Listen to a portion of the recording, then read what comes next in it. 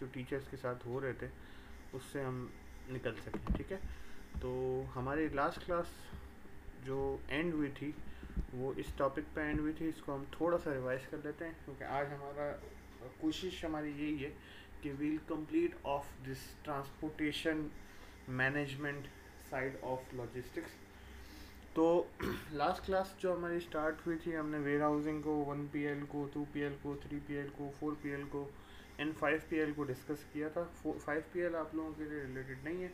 Where housing complete करने के बाद हमने ट्रांसपोर्टेशन को स्टार्ट किया था, एंड ट्रांसपोर्टेशन में we discussed these management strategies in general, ठीक है। तो सबसे पहले जो ट्रांसपोर्टेशन मैनेजमेंट में आप स्ट्रेटजी अपनाते हो वो होती है प्रोएक्टिव मैनेजमेंट अप्रोच।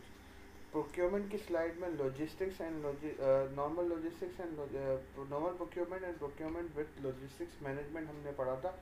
तो प्रोक्योरमेंट विद लॉजिस्टिक्स मैनेजमेंट में हमने ये डिस्कस किया था कि when attempting procurement style with logistics management you always try and align your logistics department whenever you are selecting the vendor. जैसे ही आप वेंडर सेलेक्ट कर लेते हो, आप अपने लॉजिस्टिक्स डिपार्टमेंट को भी अलाइन कर लेते हो ताकि वो भी अपने वेंडर्स को अलाइन कर ले। जब तक आपका माल तैयार हो, आपकी लॉजिस्टिक्स कंपनी भी रेडी हो उसको पिकअप करने के लिए। तो ये स्टाइल जो लॉजिस्टिक्स विद प्रोक्योरमेंट मैनेजमेंट है, इसको हम प्रोएक्टिव मैनेजमेंट अप्रोच कहते हैं, कि जिसमें आप मैनेजमेंट के साथ प्रोएक्टिव अप्रोच इख्तियार करते हो whenever you are selecting logistics vendor. और इसकी वजह से you save cost, you save time and you save risk. Risk भी बहुत इंपॉर्टेंट है। कोविड-19 ने and turning situation of the world ने एक बात हमें और समझा दी है कि there is a lot of work that needs to be done when it's considered to be risk management. Risk management के अंदर बहुत सारा काम ऐसा है जो अभी करना बाकी है, और उस काम की वजह से आप बहुत सारे मसले मसाइल को टेकअप भी कर सकते हो, इवेल्युएट भी कर सकते हो एंड मिटिगेट भी कर सकते हो, ठीक है। तो प्रोएक्टिव मैनेजमेंट अप्रोच आपको समझाती है कि आप ट्रांसपोर्टेशन मैनेजमेंट में अपना कैरियर के साथ फॉरवर्डर एंड फॉरवर्डर के साथ इवन व्हीकल पहले से अलाइन करके रख लो, तो आप बहुत सारे डिफरेंट सिनेरियो से, डिफरेंट मसलों से बच जाते हो। फिर इसके बाद आपकी दूसरी है कि reducing the number of carriers. जो आपके कैरियर्स हैं उनके नंबर्स, मतलब आप जितने कैरियर्स के साथ काम करते हो with in one transportation facility. ये रेल के लिए अलग होगी, सी के लिए अलग होगी, एयर के लिए अलग होगी और रोड के लिए अलग होगी। आप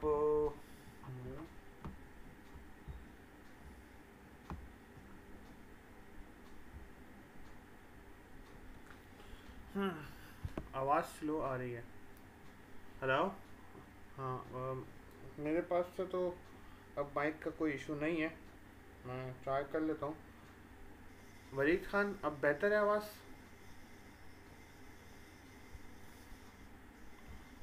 थैंक यू।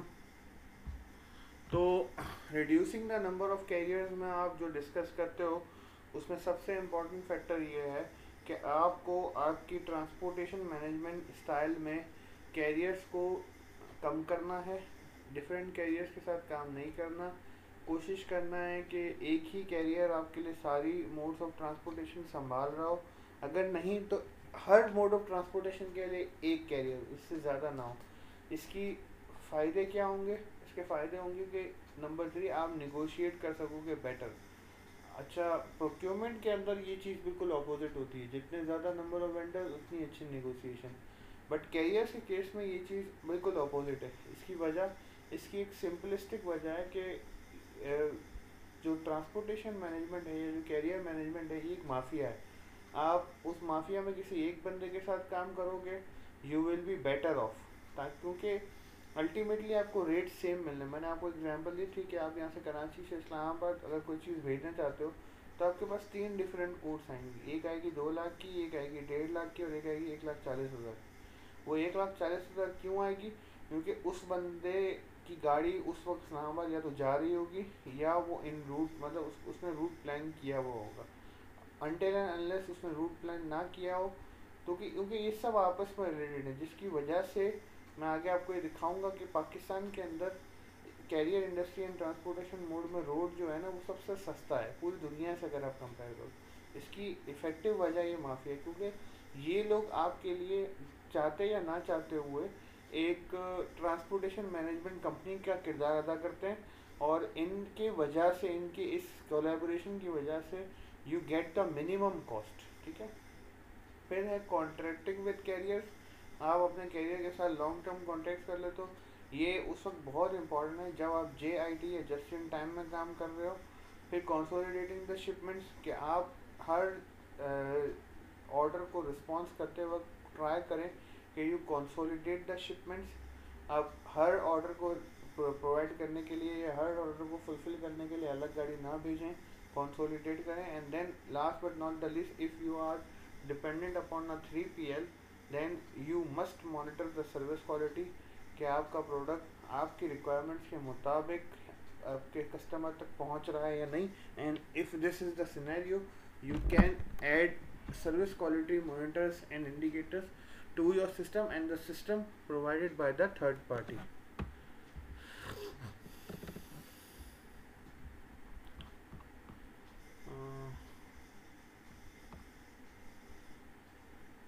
Good. तो इन सारी स्ट्रेटजीज़ को डिस्कस करने के बाद इस स्लाइड में से एक चीज़ और डिस्कस करने की रह गई। ये अब आपको मैं बता दूंगा कि इसमें से कौन सी चीज़ पढ़नी है और कौन सी चीज़ नहीं पढ़नी। बट ट्रांसपोर्टेशन मैनेजमेंट में रेट्स या कॉस्ट मैनेज करना एक, आप कहो कि मैनेजमेंट स्टाइल में, मैनेजरियल पोजीशन में सबसे इम्पॉर्टेंट चीज़ है। अच्छा, जो रेट्स आपको मिलते हैं या जो रेट्स आपको आपका सप्लायर देता है, उसके बेसिस क्या क्या हो सकते हैं? उसके बेसिस 4 हो सकते हैं। Number 1 is cost of service, number 2 is value of service, number 3 is distance, and number 4 is rate of shipment. ठीक है। ये एक एग्जांपल आपको समझाने के लिए बताई गई है कि value of service and cost of service के दरमियान रेट का क्या फ़र्क है। ठीक है ना। तो पहली बात तो ये समझ लें कि हमारे पास बेसिस ऑफ रेट्स के ये 4 पॉइंट्स है, ये काम कैसे करते हैं। ठीक है। एक एग्जाम्पल से इसको समझाऊंगा तो शायद आप लोगों को बहुत बेहतर तरीके से समझ में आ जाएगा, वरना वर्डिंग वाइज तो ये चीज़ काफ़ी क्वेश्चनेबल है टू अंडरस्टैंड। आपको एक 4 टन की शिपमेंट कराची से हैदराबाद भेजनी। ठीक है। आइडियलिस्टिक केस में आप उस 4 टन या 5 टन की शिपमेंट को एक कंटेनर के अंदर पैक करेंगे। वो कंटेनर आपके एक ट्रक पे लोड होगा और वो ट्रक हैदराबाद चला जाएगा। It will cost you much higher than sending it LCL और then sending it in 2 different low size cars.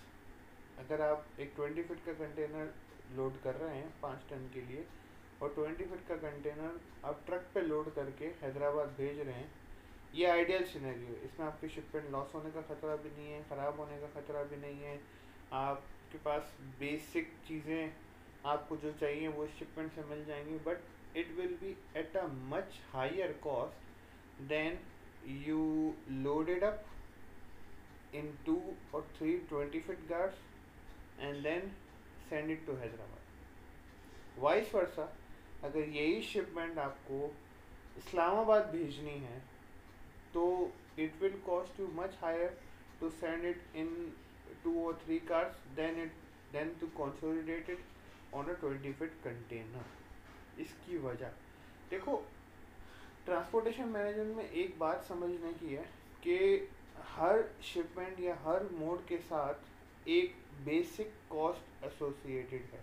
एक 40 फीट कंटेनर की बात करें तो 40 फीट कंटेनर में सबसे पहले आएगा कंटेनर रेंट, फिर आएगा गाड़ी का रेंट, जो आपका ट्राला है जिसको हम कहते हैं ट्रॉलर जिसको कहते हैं, उसका रेंट। फिर उस रेंट के अंदर क्या क्या चीज़ें एसोसिएटेड है। नंबर 1 है डिस्टेंस। कम डिस्टेंस हो या ज़्यादा डिस्टेंस हो, फिक्स कॉस्ट का एलिमेंट सेम रहेगा। ठीक है। फिर आता है वेरिएबल कॉस्ट का एलिमेंट कि पर किलोमीटर क्या डीजल कंजम्पशन है। फिर जो गाड़ी के साथ जो ड्राइवर जा रहा है उसकी क्या जो है वो कॉस्ट लग रही है, ठीक है। और फिर सबसे इम्पोर्टेंट पार्ट जो कि अक्सर ट्रांसपोर्ट मैनेजमेंट करने वाले समझने से कासिर होते हैं कि गाड़ी यहाँ से जाएगी और वहाँ से वापस आएगी। यू हैव टू पे टू साइड शिपमेंट। और जब भी पे कर रहे होते हो आपको बता के या बिना बताए आपसे डबल साइड का किराया लिया जा रहा होता है। क्यों? अगर आपने यहाँ से कराची से हैदराबाद भेजा तो this will be a very special requirement. आपकी रिक्वायरमेंट बहुत ज़्यादा स्पेशल होगी और उसको यकीन है कि हैदराबाद से उसको खाली वापस आना। वर्जिस अगर आपने इस्लामाबाद भेजा तो इस माफिया को पता है कि आपने इस्लामाबाद कुछ चीज़ भेजी है, तो इस्लामाबाद से कराची या इस्लामाबाद के गिरदो नवा से, एबटाबाद से, पेशावर से, मरदान से, कहीं से भी कराची आने की कोई ना कोई एक 40 फीट तैयार खड़ा होगा। तो आपसे वो सिंगल साइड का ही चार्ज करता है। गाय बगाए ये आपको पता नहीं चलता, ये अंडरलाइन होता है, ये हिडन होता है, ठीक है। तो आपको पता होना चाहिए कि when and how to decide my mode of shipment. कभी कभार इंटरनेशनल ट्रांजिशंस में अगर आप एक कार्गो को मंगवाते हो जो 3 या 4 मुल्क से होता हुआ आ रहा है, वो काफ़ी कम कॉस्ट पड़ रहा होता है वर्सेस कि आपने कहा कि नहीं मुझे डायरेक्ट लोड के अंदर चाहिए, मुझे डायरेक्ट कंटेनर के अंदर, डायरेक्ट वेसल के अंदर डालना है। इसकी वजह भी यही है कि फिर वो जो आपकी कॉस्ट है ना वो एसोसिएट एंड वो डिफरेंशिएट हो जाती है उन सारी जगहों पर जहाँ से उस गाड़ी ने, उस कार्गो ने, उस रेल ने, उस शिप ने होके आना। तो आगे आज हम हाइब्रिड मॉडल भी समझेंगे। तो कहीं जगह पे एक ट्रांसपोर्ट मैनेजर को या लॉजिस्टिक्स मैनेजर को इन सब बातों का की पता होना चाहिए कि यार मैं जो भी काम कर रहा हूँ सबसे पहले तो उसमें कॉस्ट का क्या आंसर है, कॉस्ट किस तरीके से एसोसिएट हो रही है, किस कॉस्ट को मैं कंट्रोल कर सकता हूँ। अब एक छोटी सी एग्जांपल दूंगा कि आपने एक इवेंट पे, आप एक इवेंट मैनेजर हैं और आपने इवेंट पे जनरेटर लगाना है। तो अब आप जनरली जनरेटर की कॉस्ट, जनरेटर का रेंट, इन सब चीज़ों को देखते हैं। आप एक इम्पॉर्टेंट चीज़ को मिस कर जाते हैं, वो होता है loading and unloading of generator. आपने उस इवेंट पे जनरेटर लगाना है सपोज 3 दिनों के लिए, पर डे रेंट आपको पड़ रहा है 10,000 रुपये। आइडियल सिनेरियो 10 30,000 रुपये आपने पे करने, डीजल का पे करना, दैट फिर नहीं, लोडिंग एंड अनलोडिंग कॉस्ट शामिल है। अब वो लोडिंग एंड अनलोडिंग कॉस्ट कितनी हो सकती है? एक रफ आइडिया देता हूँ कि एक दफ़ा वो कंटेनर आपके लिए जो जनरेटर साइड से पिक करके आपकी साइड पर अनलोड करेगा, फिर खाली वापस जाएगा, फिर खाली वापस आएगा और आपके पास से लोड करके अनलोड करेगा। It can cost you somewhere around 50 to 60,000 rupees. अब आपको ये समझना है कि यार मैं रेंटल जनरेटर लूँ तो फिर उस कॉस्ट को किस तरीके से कवर करूँ, या वो कॉस्ट देनी है, या कई जगह पर रेंटल लगाने के बजाय लोग लोड किराए पे ले लेते हैं या दूसरे जनरेटर से लोड ले लेते हैं, तो वो कई गुना सस्ता पड़ रहा होता है, ठीक है ना। इसी तरह लॉजिस्टिक्स कंपनी में भी जब लोड डिस्ट्रीब्यूशन की बारी आती है कि आपको एक सामान कहीं भेजना है, तो मुख्तलिफ सिनेरियोज बन सकते हैं। आप वेट करो कि वो कोई कंसोलिडेटेड शिपमेंट बन जाए, या तो उस शिपमेंट के अंदर जो आप भेज रहे हो कुछ ऐसे कीमती आइटम्स हैं कि जो इस पूरी कॉस्ट को बियर कर सकते हैं, या दोनों साइड की ट्रांसपोर्टेशन आपने देनी है, या आप उस कंटेनर को वहाँ पे वेट करवा लो। आपने हैदराबाद भेजा और आपने कहा कि 2 दिन कंटेनर वेट कर ले, फिर वो लोड होके वापस आएगा, हमारा ही एक शिपमेंट है, हमारा कुछ काम है जो वापस आना। तो ये आपको ये कॉस्ट कई गुना कम पड़ सकती है वर्सेस के आपने अगर वन साइडेड शिपमेंट को प्रेफर किया। तो इसमें आपका बेसिक जो रेट का है और जो उसमें से सबसे इम्पोर्टेंट, सबसे ज़्यादा फ़ायदेमंद, ये सबसे ज़्यादा नुकसानदेह आपके लिए जो बेस है रेट का, वो है डिस्टेंस। कि जितना ज़्यादा डिस्टेंस होगा उतनी ज़्यादा कॉस्ट होगी, ठीक है। बट ये जो हायर द कॉस्ट है ना, ये डिफरेंट है टू डिफरेंट सिनेरियो। अगर आपने कराची से हैदराबाद भेजा और कराची से इस्लामाबाद भेजा, तो ऐसा नहीं होगा कि कराची से हैदराबाद 300 किलोमीटर मतलब 200 किलोमीटर्स है और इस्लामाबाद 1200 किलोमीटर्स है, तो ये 6 टाइम्स मल्टीपल होगा। नहीं, ये हाई होगा, ये डिस्टेंस से रेट हाई होगा but at a lower rate. तो इसके जो 2 एक्सेप्शंस हैं ना, वो आपको मैं समझा दूँ कि एक होता है ब्लैंकेट रेट्स और एक होता है टेपरिंग रेट। ब्लैंकेट रेट क्या है कि कुछ सर्टन एरिया तक सेम रेट अप्लाई हो रहा है। मीन्स आपने कहा कि मुझे सिंध के अंदर शिपमेंट भेजनी, तो सिंध में आप चाहे सखर भेज दें, चाहे हैदराबाद भेज दें, चाहे लाड़काना भेज दें, चाहे टंडोला भेज दें, चाहे पन्नू आकिल भेज दें, एक ही रेट लगेगा। इसको कहते हैं ब्लैंकेट रेट। ये fix rate with in blanket area, आपको सर्टन एरिया के अंदर कहीं भी शिपमेंट भेजनी है, आपको एक सिमिलर रेट चार्ज हो रहा होगा। इस फिनोमिना को ब्लैंकेट रेट कहते हैं। और दूसरा होता है टेपरिंग रेट, कि आपका डिस्टेंस के साथ रेट बढ़ता है but at a decreasing rate. Means आपने कुछ डिस्टेंस तक तो वो रेट मल्टीपल हो रहा होता है, लेकिन उसके बाद वो मल्टीप्लिंग फैक्टर कम हो रहा होता है। ये क्यों? क्योंकि वही बात कि फिक्स कॉस्ट का एलिमेंट जो है वो कई एक पॉइंट पे जाके ख़त्म हो जाता है और फिर वहाँ से सिर्फ वेरिएबल कॉस्ट का आंसर लगना शुरू हो जाता है। तो उस पॉइंट पे जाने के बाद वो रेट बढ़ता तो है but at a decreasing rate, come value के साथ बढ़ता है। जी तलहा साहब,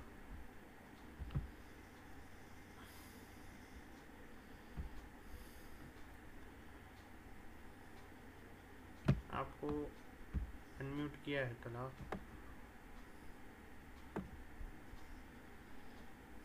अभी तक कोई सवाल? क्लास जाग रही है?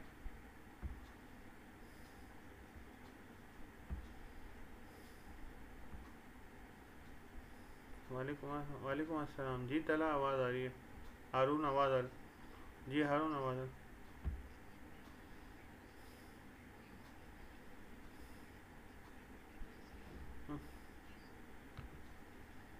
नहीं तलहा हा,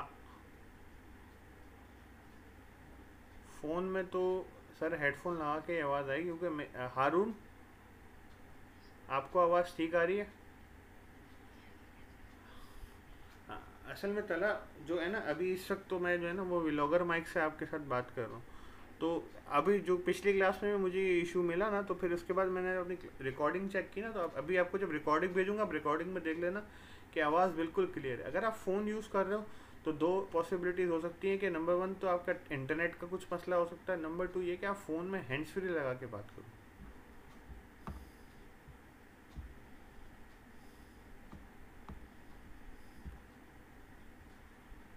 ठीक है, थैंक यू थैंक यू।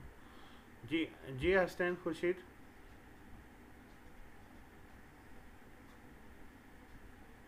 वालेकुम अस्सलाम।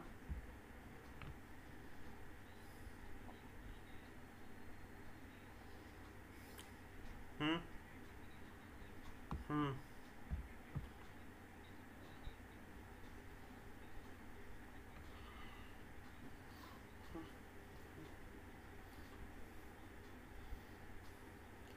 Very good very good. तो इस आइडेंटिफिकेशन के लिए ना आपके बहुत अच्छा सवाल कि how how will we identify कि जो रेट हमें मिल रहे हैं वो किस हद तक ठीक हैं और उसमें किस हद तक गुंजाइश है नेगोशिएशन की, वगैरह वगैरह। बहुत सारे सिनेरियोज है, तो वो सिनेरियो मैं अभी आपको क्लियर कर देता हूँ। जी शेख असदुर रहमान साहब। वालेकुम अस्सलाम। हम्म हम्म ठीक है। हम्म हम्म हम्म हम्म हम्म अच्छा, very good question again. Thank you so much, आपने ये सवाल पिकअप किया। मैं आपको पहले उनके जवाब देता हूँ, फिर आपके वाले बात पर मैं जवाब देता हूँ। पहली बात तो पहला सिनेरियो या पहला सवाल हमारी क्लास का कि हाउ विल वी आइडेंटिफाई कि जो रेट्स हमें मिल रहे हैं वो ठीक है या नहीं। ठीक है, तो इसका एक सिंपलिस्टिक तरीका क्या होता है कि आप डिफरेंट वेंडर से डिफरेंट टाइम पे रेट्स लेते रहो। आपने निगोशिएट भी कर लिया है, कॉन्ट्रैक्ट भी बना लिया है, ठीक है, स्टिल आप कोशिश करो कि डिफरेंट सिनेरियोज में डिफरेंट टाइम में आप जो है अपने रेट्स लेते रहो और वेरीफाई करते रहो। लेकिन ख्याल इस बात का रखना है कि उस माफिया के चुंगल में ना आ जाए। इसकी एक बहुत क्लासिक एग्जांपल मैं एक कंपनी के रेफरेंस से दूंगा कि वो कंपनी डे मतलब रूटीन में वंस ट्वाइस इन वीक उसकी शिपमेंट इस्लामाबाद जा रही थी, ठीक है। उसको हमेशा एक ही जैसे रेट मिलते, कभी 1.5 लाख, कभी 1,40,000, कभी 1,35,000, कभी 1,55,000, मतलब 10-15 हज़ार रुपये के नेगोशिएशन के अंदर वो कंपनी मिनिमम 1,35,000 में हर मरतबा इस्लामाबाद का रेट पे कर रही थी, ठीक है। बट क्या उसका लॉजिस्टिक्स मैनेजर इस बात से खबर नहीं था? बिल्कुल था। डिफरेंट रेट्स भी ले रहा था, डिफरेंट कोटेशंस भी ले रहा था, बट हर मरतबा वो सेटिस्फाई हो जाता कि जी नहीं, आई एम क्वाइट श्योर कि इसके अंदर ही मेरी ये कॉस्ट आएगी, मेरी ये कॉस्ट 1,35,000 के आसपास ही आएगी। उस लॉजिस्टिक्स मैनेजर के अंदर एक इम्पोर्ट्स एग्जीक्यूटिव काम करता था कि जिसने आइडेंटिफाई कर लिया कि हमारा जो ट्रांसपोर्टर है वो किसी बड़े माफिया का हिस्सेदार है। तो उसने क्या किया, उसने रेट कराची से नहीं लिए, कराची किसी वेंडर से, कराची किसी सप्लायर से रेट नहीं लिए, उसने रेट लिया इस्लामाबाद के वेंडर से कि यार कराची से एक शिपमेंट इस्लामाबाद आनी, अब आप मुझे बताएं कि रेट क्या होगा। यू वोंट बिलीव, उसने छूटे 90,000 रुपये की कॉस्ट थी, 90,000 रुपीज़। तो सिंपल क्या है कि they must have been paying 50% extra cost each time. तो आपको एज लॉजिस्टिक्स मैनेजर इस बात को समझना ज़रूरी है कि at least in a city you can not compare rates. इसकी वजह है inter model and intra model competition. इसको हम अगली स्लाइड में थोड़ा सा डिस्कस भी करेंगे कि आपकी जो इंटर मॉडल है, मतलब आपकी जितनी भी ट्रक माफिया है या जितना भी कंटेनर माफिया है वो एक दूसरे से कनेक्टेड है, और उन्होंने एक थ्रेशोल्ड बनाया हुआ है कि इससे नीचे रेट देना ही नहीं है किसी को। और ये इनकी एजेंसीज हैं, इनके कॉरपोरेशंस हैं, इनकी एसोसिएशंस हैं कि जो डिसाइड कर लेती है कि अगर कराची के अंदर चलना है तो पर किलोमीटर क्या रेट देना है, कराची से बाहर निकलना है तो किस शहर का कितना रेट देना है, इससे नीचे जाना ही नहीं है किसी भी सूरत। और अगर उनको पता चल जाता है कि कोई इससे नीचे जा रहा है तो फिर आप अक्सर न्यूज़ पे जो है कुछ मसले देख रहे होते हैं कि ये कंटेनर यहाँ जाके गिर गया, यहाँ पे इस कंटेनर में आग लग गई, इस कंटेनर का टायर बस्ट होने से ये एक्सीडेंट हुआ, इससे इतने लोग मरे और कंटेनर गिरफ्तार हो गया। तो ये सारी चीज़ें फिर उसके साथ होती हैं, उसको तबाह बर्बाद कर दिया जाता है। इसको समझने के लिए या इस डायनेमिक्स को समझने के लिए आपको शहर से निकलना पड़ेगा, आपको डिफरेंट शहरों में और इवन डिफरेंट सूबों में रेट लेने होंगे। अगर आप सिंध में काम कर रहे हैं और आपका लॉजिस्टिक्स बलूचिस्तान जाती है तो आपको बलूचिस्तान की किसी वेंडर से रेट लेना है। अगर आप बलूचिस्तान से पंजाब जाते हैं तो पंजाब के किसी वेंडर से रेट लेना है। डिफरेंट सिनेरियोज में different vendors different rate quote करते हैं, बट ये आपकी सवाबदीदगी की इंतहा है कि आप किस हद तक इस मॉडल को या इस कैटेगरी को चेक कर सकते हो, ठीक है। बेस रेट तो होगा, अगर जैसे उसने 90,000 दिया तो आप समझो कि बेस रेट होगा 85,000। 85,000 से नीचे आपको कोई भी नहीं दे। उसमें वही fix cost and variable cost के आंसर है कि जो ट्रांसपोर्ट चला रहा है उसका अपना मुनाफा, फिर गाड़ी का रेंट, फिर कंटेनर का रेंट, फिर डीजल, फिर उस बंदे की सैलरी के जो ड्राइविंग कर रहा है वगैरह वगैरह, ये सारे फैक्टर मिला के थ्रेशोल्ड रेट तो होगा 85,000 80,000 की, जिससे नीचे कोई भी आपको रेट नहीं देगा। ऐसा नहीं होगा कोई 40,000 में चला जाए। बट उस थ्रेशोल्ड रेट को मालूम करने के लिए you have to increase your working. आपको आपकी वर्किंग, आपको आपकी थोड़ी सी कॉन्टैक्टिंग दोस्तों से पता करना, पीयर से पता करना। और आजकल तो टेक्नोलॉजी का दौर है यार। कल मुझे कुछ काम था जो कि मेरी कंपनी को इम्पॉसिबल लग रहा था, मुझे उसका वेंडर ओलेक्स पे मिल गया। तो ये आपका अपना जो है वो फिनोमेना है कि आप किस हद तक सर्च करते हो। दूसरा इम्पोर्टेंट क्वेश्चन कि आपने एक चीज़ कराची से कहीं भेजनी है और क्या कर सकते हो आप उसमें। तो आपके पास एक आसान सा तरीका तो ये है कि आप उसको बोलो कि भाई है, मतलब सपोज इस्लामाबाद जानी है, इस्लामाबाद जाएगी, वहाँ जाके आपने ये सामान रख देना है, वहाँ पे आपकी कॉस्ट ख़त्म। 2 दिन के बाद जो सामान पिक करके आना है उसकी कॉस्ट डिफरेंट पे करोगे हम। या आप उसको कहें कि कराची से जाओ आप इस्लामाबाद, वहाँ पे सामान अनलोड करो, 2 दिन स्टे करो, 2 दिन के बाद वो जो है वहाँ से लोड होके वापस गाड़ी आएगी। इस सिनेरियो में आपको जो ये दूसरा तरीका है कि आप उसको वेट करवाओ, वो बहुत इफ़ेक्टिव है और बहुत कॉस्ट सेविंग होगा। वर्सेस पहला फिनोमेना, ठीक है ना। क्योंकि पहले फिनोमेना में आप एक बात समझो कि आपको एटलीस्ट एक साइड का, या तो कराची से इस्लामाबाद का या इस्लामाबाद से कराची का डबल किराया देना पड़ेगा आपको पता करे बगैर। और आपका सवाल है वेटिंग चार्जेस, तो वेटिंग चार्जेस स्पेशली नहीं लगते, ऐसा नहीं होता कि वो पर आवर आपसे चार्ज करे, वो आपको एक लमसम अमाउंट दे देता है। क्यों? क्योंकि जो ड्राइवर जा रहा है वो जो स्टे करेगा उसका खाना पीना, कंटेनरों का जो सिस्टम होता है ना वो पर डे नहीं होता, क्योंकि कंटेनर अगर आप रेंट पे लेते हो ना तो वो एटलीस्ट फॉर अ मंथ और फॉर अ ईयर और फॉर अ 6 मंथ्स और एटलीस्ट 15 डेज के लिए आप उसको रेंट पे लेते हो। तो स्पेशल कोई अलग से आपको चार्ज नहीं होगा। बट आप ये समझो कि आपको एज लॉजिस्टिक्स मैनेजर इन दो फिनोमिनास पे काम करना है। एक तो ये कि वो कराची से इस्लामाबाद जाएगा, वहाँ सामान ऑफलोड करेगा एंड दैट्स इट, वहाँ उसका कॉन्ट्रैक्ट ख़त्म। फिर जब इस्लामाबाद से कराची वापस आना है तो वो किसी एक नए फिनोमिना के तहत, मतलब नए कॉन्ट्रैक्ट के तहत आएगा। तो इन दोनों की जब आप कॉस्ट ऐड करो वर्सेस आप एक ही कंटेनर को दो साइड ट्रैवल कराओ, उसकी कॉस्ट को अगर आप कंपेयर करोगे ना तो it would be very different. And जो दूसरा सिनेरियो है कि जिसमें आप कंटेनर को वेट करवाते हो, वो सिनेरियो या वो फिनोमेना आपको काफ़ी सस्ता पड़ेगा। फिर आते हैं हम आज के टॉपिक पे जिसका नाम है transportation management and modes. Transportation आपको पता है कि एक प्रोडक्ट को एक लोकेशन से दूसरी लोकेशन तक पहुंचाने का नाम है। अच्छा, ट्रांसपोर्टेशन एंड लॉजिस्टिक्स, बार बार मैं बता रहा हूँ कि ट्रांसपोर्टेशन एंड लॉजिस्टिक्स सेम चीज़ नहीं है।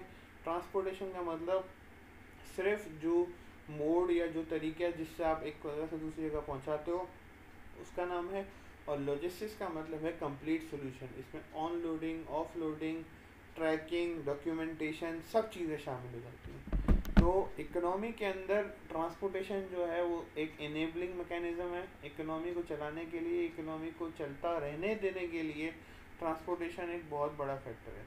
अच्छा, चूँकि we are in a phenomena that's why I am discussing it कि what will be the effects of कोविड-19 ऑन ट्रांसपोर्टेशन। मेरे हिसाब से what I am getting information and calculating कि ट्रांसपोर्टेशन पे बहुत ज़्यादा इम्पैक्ट नहीं आया, क्योंकि कोविड-19 के केस में हुआ ये कि जो गाड़ियाँ पहले सामान लेके जा रही थी फिर वो बंदे लेके जाने लगी। जो हाँ, लेकिन कंटेनर लोड बहुत ज़्यादा बढ़ेगा जैसे ही हम इंशाल्लाह इस फिनोमेना से निकलेंगे। आप देखोगे कि कंटेनर शॉर्ट हो जाएंगे, क्योंकि इंपोर्ट का बहुत माल ऐसा है कि जो पोर्ट्स पे फंसा हुआ है, जो कि क्लियर नहीं हो पा रहा। जैसे ही कोई क्लियर रेगुलेशन गवर्नमेंट की तरफ से आ जाएगी, वो सारी चीज़ें क्लियर होकर अपनी मार्केट की तरफ जाएंगी। कराची एक इकलौती मार्केट नहीं है, छोटे शहर, छोटे देहात, इवन छोटे डिस्ट्रिक्ट्स, इवन बहुत बड़ी बड़ी मार्केट्स हैं कुछ चीज़ों के। तो ये सारी चीज़ें टाइमली वहाँ तक पहुँचनी होंगी। रमज़ान का भी महीना है, रोज़े भी होते हैं लोगों के, काफ़ी इम्पैक्ट आएगा कंटेनर लोड पे, काफ़ी इम्पैक्ट आएगा चीज़ों की शॉर्टेज पे। But it will be a short term phenomena, 15-20 दिन, एक महीना लगेगा कि जिसके बाद ये सारी चीज़ें इवेंचुअली क्लियर हो जाएंगी। जी ताला साहब।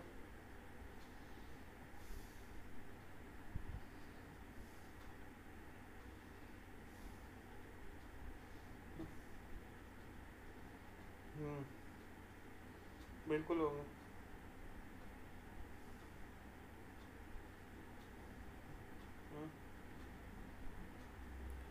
बॉन्डेड वेयर हाउस इस वक्त शॉर्ट हो गए हैं। जितने भी वेयर हाउसेज बॉन्डेड में अवेलेबल थे वो सारे के सारे इस वक्त कैप्चर कर लिए कंपनीज ने। अब हुआ ये है कि अब शॉर्ट टर्म में पोर्ट ट्रस्ट ने क्या किया कि नॉर्मल वेयर हाउस को भी बॉन्डेड का दर्जा दे दिया है कुछ अरसे के लिए, लेकिन कुछ कंपनीज ने बॉन्डेड में नहीं डाला। देखो, बॉन्डेड में डालने के लिए भी ना एक बेसिक कॉस्ट तो देनी है ना। अब आपने सपोज एक चीज़ इंपोर्ट कराई जिसके कंटेनर की कीमत 1 करोड़ रुपए थी, तो आपको 1 करोड़ रुपए तो पे करना है इसको बॉन्डेड वेयर हाउस में डालने के लिए भी। कंपनीज के पास इस वक्त वो 1 करोड़ रुपए भी नहीं है, तो वो सारा का सारा जो शिपमेंट है ना वो वेसल पे ही पड़ा है। आप ये समझो कि बहुत सारे वेसल ऐसे हैं जो कि या तो आपके पोर्ट पे वेट कर रहे हैं या तो वेट कर रहे हैं कि पोर्ट खाली हो तो हम पहुँचें, बीच समुंदर में वेट कर रहे हैं। तो ये जो वेटिंग है ये भी एक चार्ज है जो कि कंपनीज को देना होगा। लेकिन अभी अभी तो इस वक्त ओनरशिप का मसला नहीं है, अभी तो इस वक्त ये मसला है कि देखो बैंक्स ठीक से काम नहीं कर रहे, बहुत सारे इम्पोर्ट्स डिपार्टमेंट है बैंक्स के कि जो जिनमें लोग नहीं है, जिनमें लोग आ नहीं रहे कोविड-19 की वजह से, डॉक्यूमेंट्स नहीं पहुंच रहे, शिपमेंट भी आ गई है, पैसे भी देने को तैयार है, डॉक्यूमेंट्स नहीं पहुंचे। अब जब तक डॉक्यूमेंट नहीं आते आप उसको क्लियर नहीं करा सकते। तो ये सारी चीज़ें जैसे ये फिनोमेना हटेगा ना, इसके बाद 15-20 दिन 1 महीना आपको एक रश की सिचुएशन नज़र आएगा, आपको नज़र आएगा पता नहीं क्या हो रहा है, हर कोई काम ही कर रहा होगा उस वक्त। तो उस वक्त जो है ना, कंपनीज को ये बात समझनी है कि हम किस हद तक इस सिचुएशन को केटर करने के लिए काम कर सकते हैं। इसके लिए एक बहुत अच्छा तरीका जो मेरी समझ में आता है कि हर कंपनी को ना अपने 3 सिनेरियोज बना के काम करना होगा, एक वर्स्ट केस, एक बेस्ट केस, एक मॉडरेट केस। कि यार वर्स्ट केस सिनेरियो मेरा क्या हो सकता है, मेरी कौन सी प्रोडक्ट शॉर्ट हो सकती है, बेस्ट केस सिनेरियो मेरा क्या है और मॉडरेट केस सिनेरियो क्या है। तो ट्रांसपोर्टेशन मैनेजमेंट के हिसाब से मैं ये समझाना चाह रहा हूँ कि जैसे ही इस कोविड-19 का फिनोमेना हटेगा तो you will face some shortage in transportation, क्योंकि देखो ना अभी तो फ्यूल भी ट्रांसपोर्ट नहीं हो रहा, डीजल भी ट्रांसपोर्ट नहीं हो रहा, एलएनजी भी ट्रांसपोर्ट नहीं हो रही, यूसेज कम है। जैसे ही कोविड-19 हटेगा लोग घर से निकलेंगे, गाड़ियों में फ्यूल डलवाएंगे, ट्रक्स में फ्यूल डलेगा, बसों में फ्यूल डलेगा, अचानक एक फ्यूल की शॉर्टेज भी आएगी, अचानक एक ट्रांसपोर्ट की शॉर्टेज भी आएगी, जिसको केटर करने के लिए आई एम श्योर कि कुछ ना कुछ काम हो रहा होगा। तो ट्रांसपोर्टेशन एंड लॉजिस्टिक्स का डिफरेंस समझना ज़रूरी है।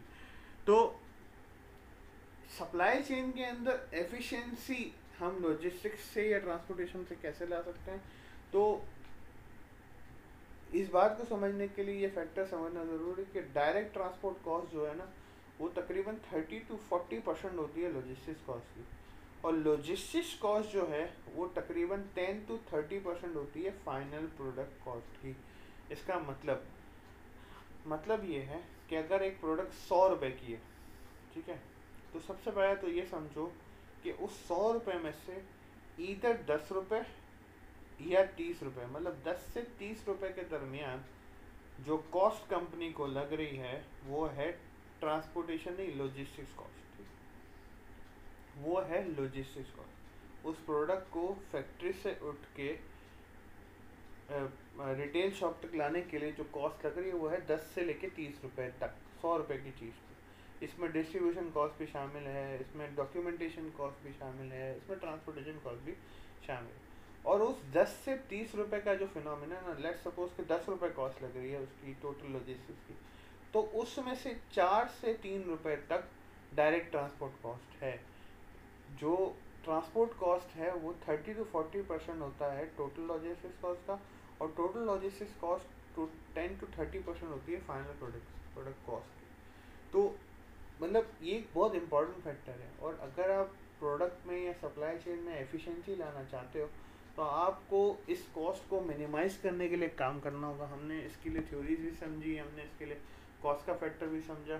तो इन सारे फैक्टर्स को समझने के बाद जो फैक्टर या जो तरीका आपके सिनेरियो में बेस्ट केस होगा, आपको उस बेस्ट केस को अपने प्रोडक्ट पे अप्लाई करना होगा। अच्छा, हारून का एक सवाल, सॉरी, ब्लैंकेट कॉस्ट क्या होती है, ब्लैंकेट एरियाज क्या होते हैं? तो हारून, ब्लैंकेट कॉस्ट या ब्लैंकेट एरिया उसी तरीके की चीज़ है कि जिस तरीके की आप करीम पे बैठते हो तो आपको एक मिनिमम कॉस्ट देनी होती है ना। तो आप ये समझो कि ट्रांसपोर्टेशन मैनेजमेंट में कुछ एरियाज़ को या कुछ सर्टन सिटीज़ के लिए एक मिनिमम बेस रेट या मिनिमम फिक्स रेट बता दिया जाता है। कि मैंने आपको एग्जांपल दी कि अगर आप सिंध में ट्रांसपोर्ट कर रहे हो तो गाड़ी कराची से निकल के हैदराबाद जाए, लड़काना जाए, सखर जाए या बन्नू आकिल जाए, तकरीबन सेम कॉस्ट मिलेगी। क्यों? वो ब्लैंकेट एरियाज बना देते हैं कि इस एरिया के अंदर अगर आप कहीं भी गए तो आपको यही कॉस्ट देनी। अब आप गाड़ी को हैदराबाद भेज दो या गाड़ी को लड़काना भेज दो, इतनी ही कॉस्ट देनी पड़ेगी। और ब्लैंकेट कॉस्ट का आंसर क्यों बनाते हैं? क्योंकि वो एवरेज आउट करते हैं। अब उनको पता है कि हैदराबाद जो है वो मतलब फ्रीक्वेंट शिपमेंट नहीं जानी, बट सखर या लड़काना फ्रीक्वेंट शिपमेंट जानी है। तो सखर या लड़काना की कॉस्ट को बेस बना के वो आपको हैदराबाद की कॉस्ट देते ताकि उनका नुकसान ना हो और उनका एक जनरल जो प्रॉफिट रेशो है वो बरकरार रहे, और आपको हर एरिया के लिए किलोमीटर वाइज डिस्ट्रीब्यूट ना करना पड़े। वरना तो ऐसा हो कि कराची से गाड़ी निकले फिर पर किलोमीटर आपसे एक बेस रेट चार्ज हो रहा हो, जो कि आपको इन जनरल बहुत महंगा पड़ेगा ब्लैंकेट कॉस्ट का। ब्लैंकेट कॉस्ट आपको बहुत जगह सेव कर लेती है आपकी कॉस्ट का। तो लॉजिस्टिक्स सेक्टर जो है वो ग्लोबल जीडीपी का ऑलमोस्ट 14% है, और इसी लॉजिस्टिक्स सेक्टर की वजह से डिफरेंट मुल्क डिफरेंट जोन्स में एक दूसरे से ट्रेड कर पाते हैं। पाकिस्तान के लिए फैक्ट्स, तो हमारा ट्रांसपोर्ट जो सेक्टर है वो तकरीबन 11% है हमारी जीडीपी का, ग्रॉस डोमेस्टिक प्रोडक्ट का। और ग्रॉस कैपिटल फॉर्मेशन, आपके फिजिकल एसेट्स जो टोटल अवेलेबल हैं उसके 17% है। और 6% आपकी एम्प्लॉयमेंट आपके ट्रांसपोर्ट सेक्टर पे डिपेंडेंट है। 35% ये आपकी टोटल एनर्जी को कंज्यूम करता है। आपकी जो फ्यूल प्राइसेस हैं वो बहुत डिपेंडेंट हैं आपके ट्रांसपोर्ट सेक्टर पे। जितना आपका ट्रांसपोर्ट सेक्टर ग्रो करेगा उतनी आपकी फ्यूल प्राइस स्टेबल होगी, और जितना ये ट्रांसपोर्ट सेक्टर डिक्लाइन करेगा उतनी आपकी फ्यूल प्राइस अनस्टेबल होगी। आपका जो पाकिस्तान के अंदर है वो most of the sector is dependent upon road. क्यों? क्योंकि आपके पास मेनली सी पोर्ट एक ही है। तो सी से तो आपको क्या, आप चारों तीन तरफ से लैंडलॉक कंट्री हो तो आपका सी तो बिल्कुल ख़त्म। रेल नेटवर्क अनफॉर्चुनेटली हमारे पास कोई बहुत अच्छा नहीं है, तो हमारा जो लॉजिस्टिक्स है वो mostly dependent upon road network है। और वर्ल्ड बैंक के स्टेटस के मुताबिक 96% जो है नेशनल फ्रेट का वो रोड पे होता है। ये पाकिस्तान के हवाले से बात हो रही है। और रेलवे जो है वो नंबर 1 तो आपके पास हर जगह अवेलेबल नहीं है। नंबर 2 के रेलवे के जो फ्रेट ऑपरेशंस हैं वो बहुत ज़्यादा अनरिलायबल हैं। सही है, 24 hours, 48 hours and even 96 hours की जो है वो डिले कोई बहुत बड़ा मसला नहीं है, लेकिन एक कंपनीज़ के लिए जो है वो बहुत बड़ा मसला हो सकता है। तो रेल्स पे जनरली उन्हीं कंसाइनमेंट्स को रखा जाता है कि जिन कंसाइनमेंट्स के अंदर टाइम बाउंड नहीं है, जो कि टाइमली आना ज़रूरी नहीं होते। और पाकिस्तान का जो रोड नेटवर्क है वो हमारा बैकबोन है हमारी पूरी ट्रांसपोर्टेशन इंडस्ट्री। तो आपकी ट्रकिंग इंडस्ट्री जो है वो फ्रेगमेंटेड है, जिसके अंदर स्मॉल ऑपरेटर्स बहुत सारे हैं और लार्ज ऑपरेटर्स बहुत कम हैं। मतलब आपके शहर और शहर के अंदर भी इवन जोन्स हैं कि जिनके अंदर ऑपरेटर्स काम कर रहे हैं, और उन ऑपरेटर्स की अपनी एक मोनोपोली है। बट ये स्मॉल ऑपरेटर्स ये बहुत बड़ा झटका या बहुत बड़ा नुकसान बर्दाश्त नहीं कर सकते। इसकी वजह से ये फ्रेगमेंटेड भी है और वर्सटाइल भी है बहुत ज़्यादा। ठीक है, इसके बाद एक इंटरेस्टिंग फैक्टर कि फ्रेट रेट्स जो हैं वो पाकिस्तान में one of the lowest in the world है। मैंने आपको थोड़ी देर पहले बताया कि चूंकि एक माफिया अवेलेबल है, एक गठजोड़ है इनका, कि जिसकी वजह से आपको हमेशा you get the lowest prices dependent upon the shipment you have to send. और प्रॉफिट्स बढ़ाने के लिए ओवरलोडिंग करते हैं। ओवरलोडिंग की वजह से ट्रक्स की लाइफ जो है वो बहुत जल्दी डिग्रेड होती है, लेकिन उनको कोई ख़ास फर्क पड़ नहीं रहा होता, क्योंकि जनरली जो ट्रक्स ये माफिया परचेज करती है ये बैंक लोन्स के ज़रिए करती है। और उनका जो है वो करंट फैक्टर और इकोनॉमिक फैक्टर लगाने के बाद अगर वो ट्रक 20 साल चल सकता था तो उसको 10 साल में वो डिग्रेड करके आउट लॉस कर देती हैं। और बिगेस्ट ट्रांसपोर्टर जो है उसका नाम है एनएलसी, नेशनल लॉजिस्टिक्स सेल। इसके पास 800 प्राइम मूवर्स हैं और उसका मार्केट शेयर 10%। अच्छा, प्राइम मूवर्स किसको कहते हैं? प्राइम मूवर्स आप उस हैवी ट्रक लोड को कहते हैं जो एटलीस्ट 20 फीट का कंटेनर एक पॉइंट से दूसरे पॉइंट ले जाने की ताकत रखता हो, उसको आप प्राइम मूवर कहते हो। ठीक है, ट्रकिंग इंडस्ट्री जो है वो इनफॉर्मल है। 2,23,152 रजिस्टर्ड ट्रक्स हैं 2011 में, और तकरीबन इस वक्त जो करंट सिनेरियो में 2019 के अंदर इनकी तादाद तकरीबन 3 लाख के आसपास है जो कि रजिस्टर्ड हैं। I am not talking about unregistered trucks. यहाँ पे बहुत सारे अनरजिस्टर्ड ट्रक्स भी हैं। और एक फिनोमेना या एक डिलेमा कि हम एक एग्रीकल्चर कंट्री होने के बावजूद एग्रीकल्चर प्रोडक्शन जो है हमारी 30 to 40% वेस्ट हो जाती है। क्यों? क्योंकि हमारे जो फार्म टू मार्केट चैनल्स हैं, फार्म से पिक करके मार्केट तक लेके आने की जो चैनल्स हैं वो बहुत इनएफिशिएंट है, बहुत ज़्यादा उनमें फ्लॉज हैं, वेयर हाउसेस की कमी है। अभी तक इतने साल गुजरने के बावजूद हैंडलिंग प्रोसीजर्स इनके समझ में नहीं आए हैं। और इनके पास जो इक्विपमेंट है वो बहुत पुअर है, बहुत इनएफिशिएंट है और आउटडेटेड है, जिसकी वजह से आपको मैं क्लियर फिगर दे रहा हूँ कि 30 to 40% आपका एग्रीकल्चर प्रोडक्ट वेस्ट हो जाता है। इस वक्त करंट सिनेरियो में अगर आप न्यूज़ फॉलो कर रहे हो तो आपको पता है कि वीट की फसल जो है वो रेडी है, बट ख़रीदारी ना होने के बावजूद एंड कटाई की फैसिलिटीज़ ना अवेलेबल होने की वजह से वो ख़राब हो रही है, वो सड़ रही है। और अगर ये टाइमली ये रिजॉल्व नहीं हुआ तो we can face a wheat shortage also. तो लॉजिस्टिक्स के अंदर ट्रांसपोर्टेशन का प्राइमरी ऑब्जेक्टिव तो है प्रोडक्ट मूवमेंट, एक पॉइंट से दूसरे पॉइंट पर ले जाना with optimal cost, time and environment degradation. Environment degradation का फैक्टर समझना ज़रूरी है कि जितना ट्रांसपोर्टेशन आप इंक्रीज करेंगे उतना ही आपके एनवायरनमेंट को इफ़ेक्ट होगा। तो आपको एनवायरनमेंट फ्रेंडली रहना भी ज़रूरी है। इस एनवायरनमेंट फ्रेंडली रहने के लिए आपको आईटी का, आपको सॉफ्टवेयर्स का, आपको कंसोलिडेशंस का इस्तेमाल करना है। और इसका एक सेकेंडरी ऑब्जेक्टिव भी होता है। सेकेंडरी ऑब्जेक्टिव क्या होता है कि ये जो ट्रक्स होते हैं ना, ये टेम्पररी स्टोरेज का भी किरदार अदा कर रहे होते हैं when you have in transit inventory. जब आपके पास इन ट्रांजिट इन्वेंट्री है तो आपके ट्रक्स आपके लिए एक टेम्पररी स्टोरेज का ज़रिया भी बनते हैं। ये कैसे? देखो, वेयर हाउसिंग जो है ना वो एक हैवी कॉस्ट है। अगर आप छोटे छोटे सिनेरियोज के अंदर वेयर हाउसेज रेंट पर लेना शुरू कर दोगे ना तो आपकी कंपनी कभी सर्वाइव नहीं करती। तो आप ट्रक्स को यूज़ करते हो इन ट्रांजिट इन्वेंट्री में अपनी चीज़ों को स्टोर करने के लिए। मैं टैंक से रिलेटेड आपको एग्जांपल दूंगा क्योंकि चूँकि मैंने ये खुद फिनोमेना देखा है। तो होता क्या था कि आपको मैं बहुत ज़्यादा डिटेल एग्जांपल नहीं दूंगा, बट आपको समझाने के लिए कि टैंक के अंदर हमारा सबसे ज़्यादा जो रनिंग एसकेयू होता था वो होता था sachet, SKU sachet in flavour orange. मतलब वो हम जितना बना लें मार्केट के लिए कम है। तो होता ये था कि जब हमें नज़र आने लगता था ना कि हमारा वेयर हाउस फुल हो रहा है, और अब वेयर हाउस फुल होने को हम क्या कहते थे कि अगली प्रोडक्शन, अगले दिन की प्रोडक्शन रखने की भी जगह नहीं है। तो हम अपने ट्रांसपोर्टर को फ़ोन करते थे कि आप 1 2 3 गाड़ियाँ अपनी भेज दो।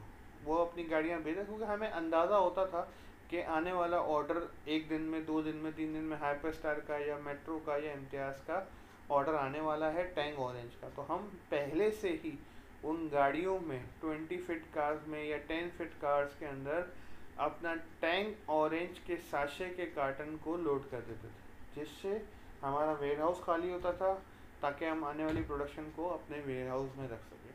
तो ऐसे सिनेरियोज में ट्रांसपोर्टेशन आपके लिए टेम्पररी स्टोरेज का ज़रिया बनती है।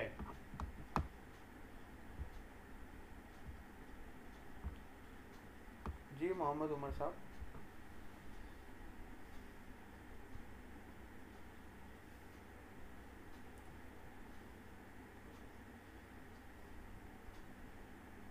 बिल्कुल हो सकता है। देखो, आईटी वालों का इम्पोर्टेंट रोल इस तरह से हो सकता है कि बेसिक ट्रांसपोर्टेशन मैनेजमेंट में ना लॉजिस्टिक्स हम समझने की कोशिश करते हैं कि लॉजिस्टिक्स असल में काम किस तरह करती है। आपको आपके ट्रक्स में आईटी सर्वर नहीं लगा हुआ, आपके ट्रक्स में जो है मूवमेंट नहीं लगी हुई, सेंसर्स नहीं लगे हुए, ठीक है। अब आपने पूछा कि भाई कराची से इस्लामाबाद जाना है, कितना दिन लगेंगे? तो आपको आपका जो रेल रोड प्रोवाइडर है ना वो कहेगा भाई 5 दिन लगेंगे। लेकिन आपने जब सेंसर्स लगा दिए, आपको आपके ट्रक का लोड कितना चल रहा है, आपका ट्रक किस किस जगह पर रुका, कितनी कितनी देर के लिए रुका, ये सारी चीज़ें आपको आईटी सॉफ्टवेयर प्रोवाइड कर सकते हैं। जिसकी वजह से मैं आपको रियल टाइम में बताऊं कि पहले कराची से इस्लामाबाद जाने में एटलीस्ट 7 दिन लगते थे, जो कि कम होके अब 4 दिन रह गया। क्योंकि आप ट्रैकिंग कर सकते हो ना। देखो, रेल रोड प्रोवाइडर्स भी कभी कभी ना बेबस हो जाते हैं इन ट्रक ड्राइवर्स के हाथों। और ये ड्राइवर्स करते क्या हैं, इसका थोड़ा सा आइडिया मैं आपको देता हूँ कि वो कोशिश ये करते हैं कि जैसे आपने कहा कि भाई सपोज कोयटा जाना है, तो कोयटा जाने के रास्ते में वो अपने किसी दोस्त के या किसी रिश्तेदार के घर पर रुकते हैं, आराम करते हैं, खाते पीते हैं और फिर गाड़ी चला के वहाँ पहुँचते हैं बगैर आपकी इन्फॉर्मेशन के। आप फ़ोन करोगे वो कहेगा मैं रास्ते में हूँ, यहाँ तक पहुँचा, यहाँ तक पहुँचा। तो एक चीज़ तो होती है कि कितने किलोमीटर ट्रेवल कर रहा है, कितने घंटे में ट्रेवल कर रहा है, फिर बीच में क्या हिकअप्स आए, खुदा ना खास्ता ट्रक ख़राब हो गया है या ट्रक, तो टाइमली आपको ना आपके सर्वर रूम को इन्फॉर्मेशन मिलती रहती है, जिसकी वजह से करीब के ट्रक्स उसकी हेल्प आउट भी कर देते हैं। तो आईटी जो है ना बेसिकली कम्युनिकेशन का बहुत बड़ा ज़रिया बन गया है इन रोड ट्रांसपोर्टेशन स्पेशली, क्योंकि रोड ट्रांसपोर्टेशन जितनी ज़्यादा बढ़ रही है ना उतनी ही ज़्यादा वोलेटाइल होती जा रही है। अब कराची से निकला वो, उसको इस्लामाबाद जाना है, इस्लामाबाद पहुंचना है या इस्लामाबाद से आगे कहीं जाना है, इस्लामाबाद में किसी धरने में फंस गया। अब एक तो तरीका ये है कि वो आपको फ़ोन करे, फ़ोन इतना डिपेंडेंट नहीं होता, कभी उसका फ़ोन ख़राब है, फ़ोन की चार्जिंग ख़त्म हो गई है, बहुत सारे मसले हो सकते हैं। तो आपका आईटी नेटवर्क जो है ना वो आपको टाइमली बता देता है कि भाई ये ट्रक यहाँ पे फंसा हुआ है, इस वजह से फंसा हुआ है, इसके लिए ऑल्टरनेट रूट्स क्या अवेलेबल हैं और ऑल्टरनेट रूट्स को कैसे कम्युनिकेट किए जा सकते हैं। तो ट्रक मैनेजमेंट सिस्टम जो है टीएमएस या वेयर हाउस मैनेजमेंट सिस्टम इस तरीके से आपको बहुत सारे इंसाइट्स भी प्रोवाइड करता है और बहुत जगह आपकी कॉस्ट भी सेव कर सकता है।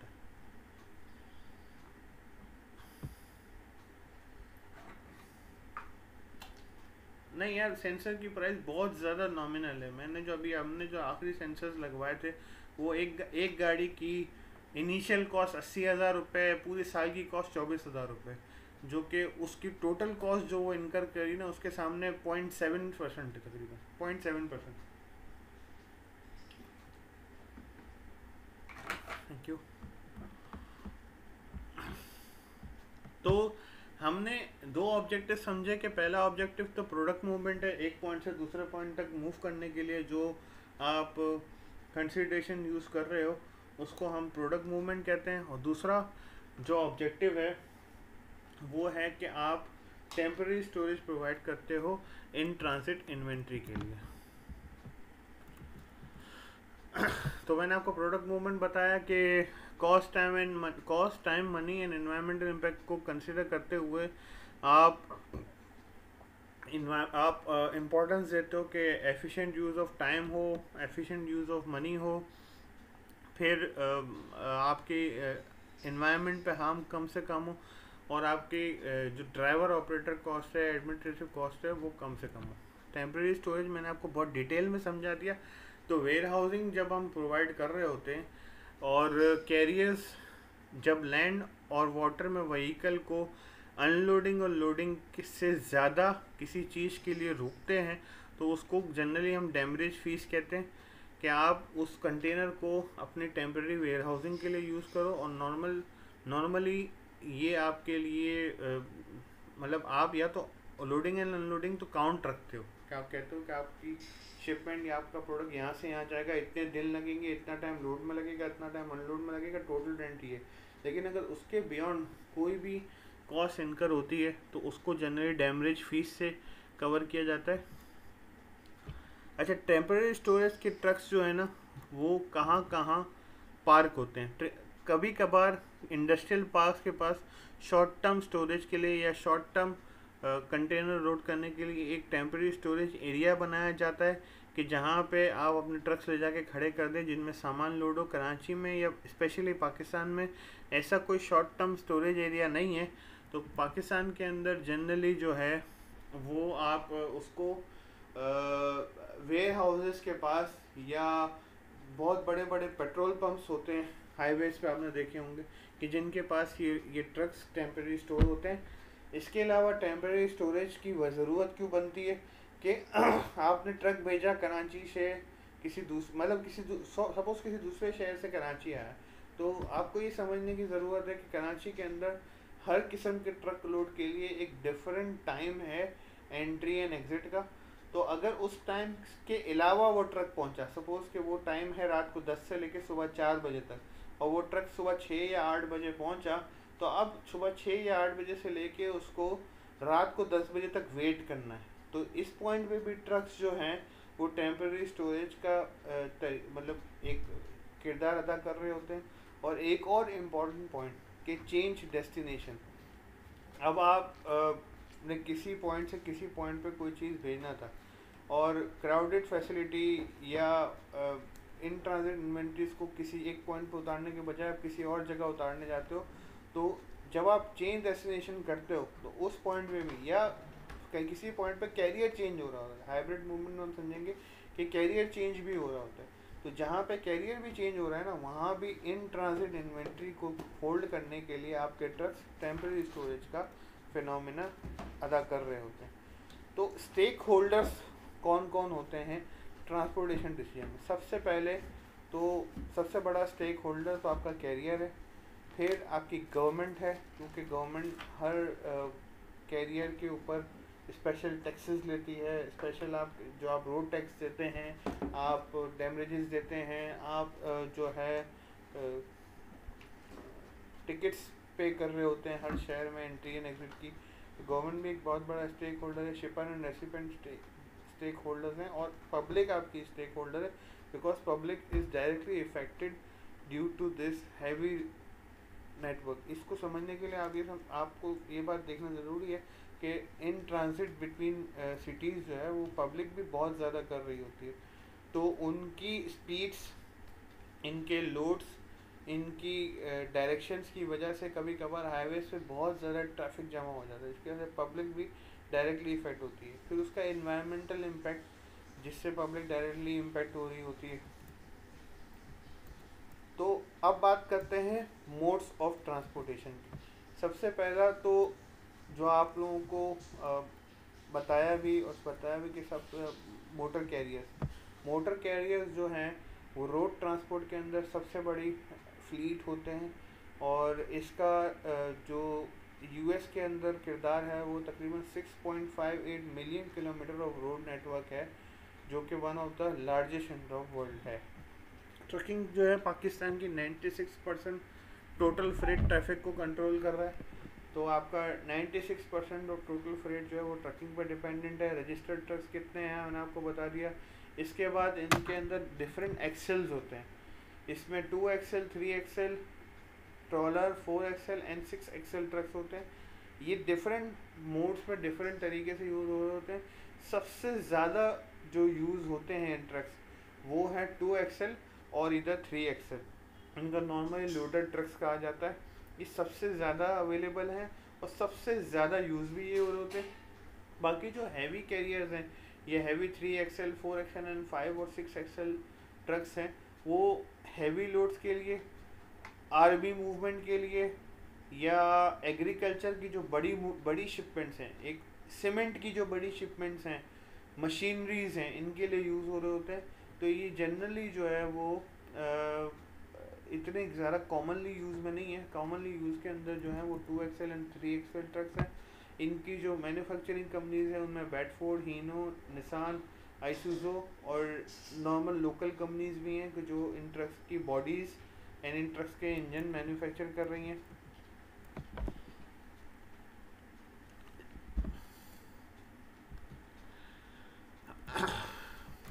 इसके बाद ये है कुछ लिस्ट ऑफ मोटरवेज कि जो इस वक्त ऑपरेशनल हैं या अंडर कंसिडरेशन है। अच्छा, ये जो आपके पास डेटा अवेलेबल है ये कुछ 2018 में अपडेटेड था। तो ये सियालकोट लाहौर मोटरवे भी खुल गया है, हाकला डेरा इस्माइल खान मोटरवे भी खुल गया है, दादू हब जो है वो बनना शुरू हो गया है। ये सारे एम और एन के प्रोजेक्ट्स थे जो कि बनना शुरू हो गए। तो मोड्स ऑफ ट्रांसपोर्टेशन में हमारे पास सबसे इम्पोर्टेंट और सबसे ज़्यादा कॉमनली यूज वो रोड था। इसके बाद होता है एयर ट्रांसपोर्टेशन। एयर ट्रांसपोर्टेशन कहाँ यूज़ होती है, सबसे पहले तो ये सवाल।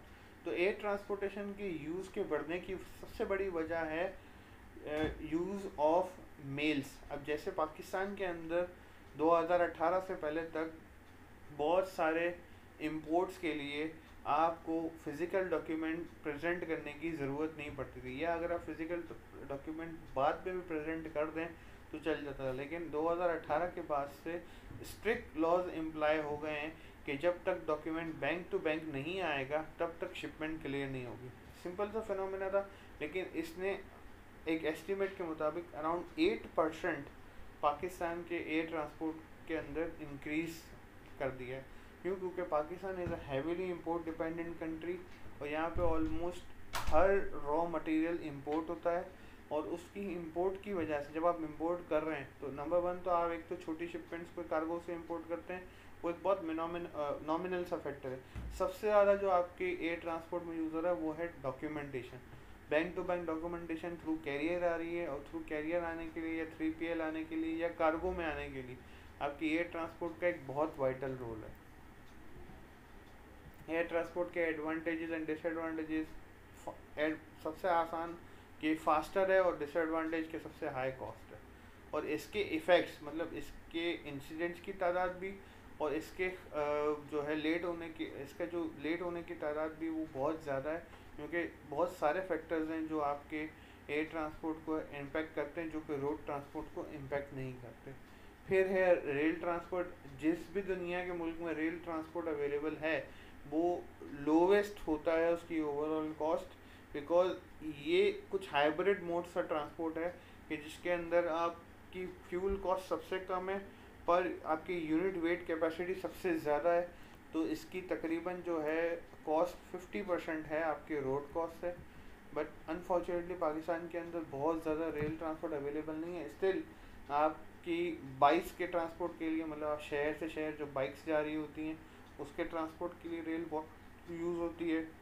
आपके कोल के ट्रांसपोर्ट के लिए रेल बहुत यूज़ होती है, और आपकी वीट के ट्रांसपोर्ट के लिए रेल बहुत यूज़ होती है।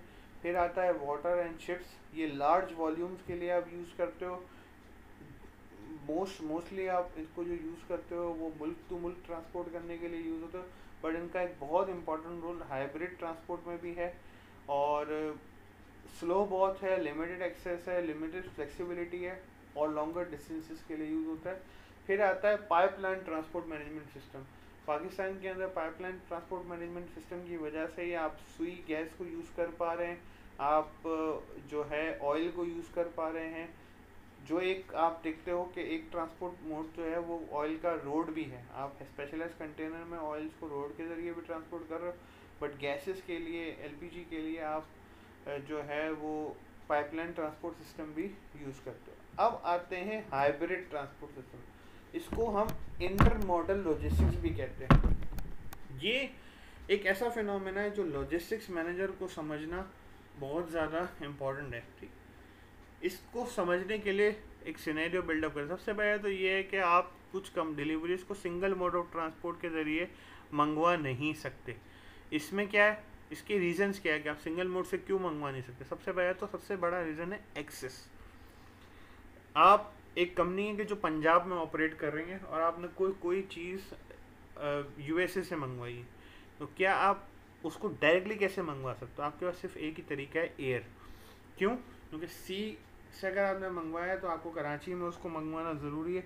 कराची में वो ऑफलोड होगा, ऑफलोड होने के बाद वो ट्रक पे लोड होगा, एंड ट्रक पे लोड होके वो आपके शहर तक, आपके जोन तक पहुंचेगा। तो इंटरमॉडल ट्रांसपोर्ट समझना एक लॉजिस्टिक्स मैनेजमेंट कंपनी के लिए या एक लॉजिस्टिक्स मैनेजर के लिए बहुत ज़्यादा ज़रूरी है। इंटरमॉडल हम उस ट्रांसपोर्ट सिस्टम को कहते हैं जिसके अंदर दो या दो से ज़्यादा मोड्स यूज़ करते हो।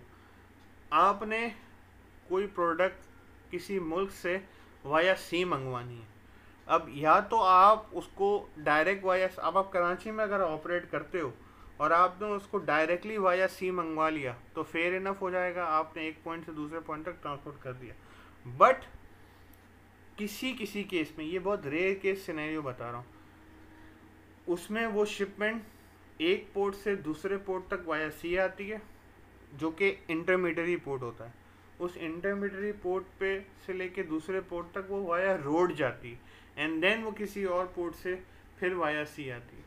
इसमें आपको टाइम की बचत भी बहुत मिल जाती है, इसमें आपको कॉस्ट की बचत भी बहुत मिल जाती है, और आप इंटरमॉडल ट्रांसपोर्ट को यूज़ करते हुए जनरली, मैं हर दफ़ा नहीं कह रहा लेकिन जनरली टाइम को रिड्यूस करके और एयर शिपमेंट जैसी कैपेबिलिटी इस्तेमाल कर सकते हो। कैसे? यूएसए, चाइना से पाकिस्तान कंटेनर आने का average transport time 30 to 45 days है, डिपेंडिंग अपॉन कि वहाँ पोर्ट कंजेशन है या नहीं, यहाँ पे कितना पोर्ट कंजेशन है, और फिर उसमें छुट्टियाँ कैसे आ रही हैं वगैरह वगैरह। फिर आपको वेसल कौन से दिन मिली है, उस दिन आपकी वेसल में आपका कंटेनर लोड हो गया नहीं हो गया, मतलब बहुत सारे मसले मसाइल हैं जिनसे ये वेरी करता है 35 to 40 डेज। तो यूएसए से पाकिस्तान शिपमेंट आना भी तकरीबन 45 to 60 डेज का एक ट्रांसपोर्टेशन मॉडल है, ठीक है। ये तो वो तरीका है कि जब आपने जो शिपमेंट मंगवानी है वो आइडियल टाइम पे आ रही है। लेकिन जिन मुल्कों से हमारा रोड नेटवर्क कनेक्टेड है, आप उस मुल्क के किसी पॉइंट पे उस शिपमेंट को उतरवा के वहाँ से रोड पे मंगवा सकते हो, जिसकी वजह से आप इन एवरेज सिनेरियो 15 से 20 दिन बचा सकते हो अपनी शिपमेंट में, और कॉस्ट भी कुछ ज़्यादा ऐड नहीं होगी, क्योंकि कंटेनर अगर आप पाकिस्तान मंगवाते हैं तो वो एवरेज आपको $4000 पड़ता है। आप किसी और मुल्क मंगवा लें $3000 पड़ेगा। $1000 के अंदर अंदर आप बड़े मज़े से अपनी शिपमेंट को अपने मुल्क में मंगवा सकते हैं। तो इंटर मॉडल या हाइब्रिड ट्रांसपोर्ट सिस्टम को दुनिया की बहुत सारी कंपनीज यूज़ करती हैं। हम इंटर मॉडल में सी रेल, सी रोड, सी रेल, सी, बहुत सारे डिफरेंट सिनेरियोज बन सकते हैं। लेकिन ये डिपेंड करता है कि आप किस सिनेरियो को अपने लिए आइडियल कंसिडर करते हैं, जिसमें आपकी कॉस्ट, आपका टाइम और आपके एनवायरमेंटल फैक्टर्स बच सकते हो। बहुत जगह पे आप कॉस्ट बचा रहे होते हो, बहुत जगह पे आप टाइम बचा रहे होते हो, और कई जगह पे आप सिर्फ यही देख रहे होते हो कि एनवायरनमेंट को कम से कम हैजर्ड में किस तरीके से पहुंचा रहा हूँ। फिर आपकी फैक्टर्स इन्फ्लुएंसिंग ट्रांसपोर्टेशन कॉस्ट, ये हमने क्लास के शुरू में थोड़ा डिटेल में डिस्कस कर लिया था कि कौन कौन से फैक्टर आपकी ट्रांसपोर्टेशन कॉस्ट को इम्पैक्ट करते हैं। तो इसमें प्रोडक्ट रिलेटेड क्या क्या फैक्टर हैं? प्रोडक्ट रिलेटेड है डेंसिटी, हैंडलिंग की डिफ़िकल्टी, लाइबिलिटी और स्टेबिलिटी। स्टेबिलिटी कैरियज मूवमेंट को कहते हैं कि उसकी मूवमेंट किस हद तक डिफ़िकल्ट है, किस हद तक उसकी हैंडलिंग डिफ़िकल्ट है, मीन्स लोडिंग एंड अनलोडिंग, और उसकी कितनी लाइबिलिटी कैरियर पे जाती है। ये आपके प्रोडक्ट रिलेटेड फैक्टर्स हैं जो आपकी ट्रांसपोर्टेशन कॉस्ट को इम्पैक्ट कर रहे होते हैं। और दूसरे फैक्टर जो हैं वो मार्केट रिलेटेड है। अब मार्केट रिलेटेड में जो सबसे इम्पोर्टेंट फैक्टर है ना, वो है inter mode and intra mode competition. Inter mode competition क्या है? आपने कराची में अपने घर से, अगर सदर से यहाँ पे अपने घर पे कोई चीज़ लानी है, ठीक है ना, तो इंटर मोड कॉम्पिटिशन क्या होगा कि जो वैगन या जो सुजुकी जिससे आप बात कर रहे हैं, तो इन सुजुकी वालों में आपस में जो कंपटीशन होगा वो इंटर मोड कंपटीशन कहलाएगा। एक ही मोड के अंदर दरमियान जो कंपटीशन होगा वो इंटर मोड कंपटीशन कहलाएगा। और इंट्रा मोड कंपटीशन क्या है कि आपने वो प्रोडक्ट सुजुकी से लानी है, बड़ी हाईएस्ट करवा के लानी है, रिक्शे में डाल के लानी है, टैक्सी में डाल के लानी है, तो इन सब के दरमियान जो कॉस्ट का डिफरेंस होगा वो इंट्रा मोड कंपटीशन कराएगा, ठीक है। फिर है लोकेशन ऑफ मार्केट्स, कि आपकी मार्केट किस किस पॉइंट पे कहाँ कहाँ लोकेटेड है, और इस पे भी बहुत ज़्यादा डिपेंडेंट होता है आपकी कॉस्ट, किस शहर में जाना है, किस शहर के किस इलाके में जाना है, ये बड़ा कॉस्ट का एक बड़ा फैक्टर होता है। फिर रेगुलेशंस कहाँ पे कितनी स्ट्रॉन्ग है, कहाँ पे फ्रेट ट्रैफिक अवेलेबल है या नहीं है। Balance and imbalance of freight traffic भी एक बहुत बड़ा रोल आपकी ट्रांसपोर्टेशन कॉस्ट में प्ले कर रहा होता है। मैंने आपको बताया कि अगर आप किसी डेंसली पॉपुलेटेड एरिया में अगर कोई चीज़ पिक करवा के मंगवाते हैं तो वहाँ पर कॉस्ट का बड़ा डिफरेंस होगा, वर्सेस के किसी ऐसे शहर में आप कोई प्रोडक्ट मंगवाते हैं जहाँ से आपके ट्रांसपोर्टर को पता है कि खाली ही वापस आना है, तो इसमें बड़ा कॉस्ट का डिफरेंस आएगा। जहाँ ट्रांसपोर्टर को पता है ना कि मुझे वापसी की सवारी या वापसी का सामान मिल जाएगा, वो आपको कम कॉस्ट कोट करेगा, या जहाँ वर्सेस जहाँ उसको पता है कि मुझे वहाँ से खाली ही गाड़ी वापस मंगवानी है, तो आपको डबल दी कॉस्ट चार्ज करेगा। इसमें और भी फैक्टर्स हैं कि वो शहर किसी ऐसे शहर के करीब हो कि जहाँ से उसको सामान मिल जाए। आपने कोयटा मंगवा लिया, कोयटा से खुजदार या इसके आसपास का सामान उसको मिल जाएगा तो वो आपको कम कॉस्ट चार्ज करेगा। आपने मर्दान मंगवाया तो मर्दान से उसको खाली ही आना है। तो इसी तरह जिस जगह पे उसने जाना है या जिस जगह से उसने पिक करना है वहाँ के वेदर की कंडीशंस कैसी हैं, ऐसा तो नहीं उसकी गाड़ी वहाँ जाके फंसी जाएगी और 15-20 दिन 25 दिन उसको वापस आने में लगेंगे। फिर इस सीजनलिटी ऑफ प्रोडक्ट मूवमेंट, मैंने आपको समझाने की कोशिश की कि प्रोडक्ट मूवमेंट की अपनी सीजनलिटीज़ होती हैं। हर बॉर्डर हर वक्त खुला नहीं होता, हर जगह से हर वक्त शिपमेंट्स आ नहीं रही होती। और डोमेस्टिक इंटरनेशनल तो आपको अंदाज़ा होगा कि domestic movements and international movements में भी आपको बहुत फ़र्क होगा। आप डोमेस्टिक कॉस्ट को इंटरनेशनल कॉस्ट से कंपेयर नहीं कर सकते। मीन्स पाकिस्तान के अंदर अगर आपको पर किलोमीटर कॉस्ट सपोज 90 रुपये पड़ रही है तो इंटरनेशनली हो सकता है ये $4 हो। $4 इस तकरीबन 600 रुपीज़। तो ये भी बहुत आपके प्रोडक्ट आपकी ट्रांसपोर्टेशन कॉस्ट का एक बहुत बड़ा फैक्टर है। यहाँ पे ट्रांसपोर्टेशन मोड्स कंप्लीट हो गए। अब हमें जो समझना था वो समझना था design operation for a transportation network. किसी का कोई सवाल है?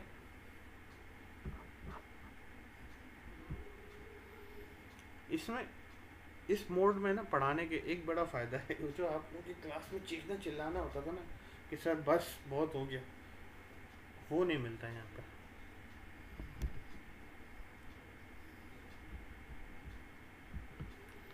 जी तला साहब।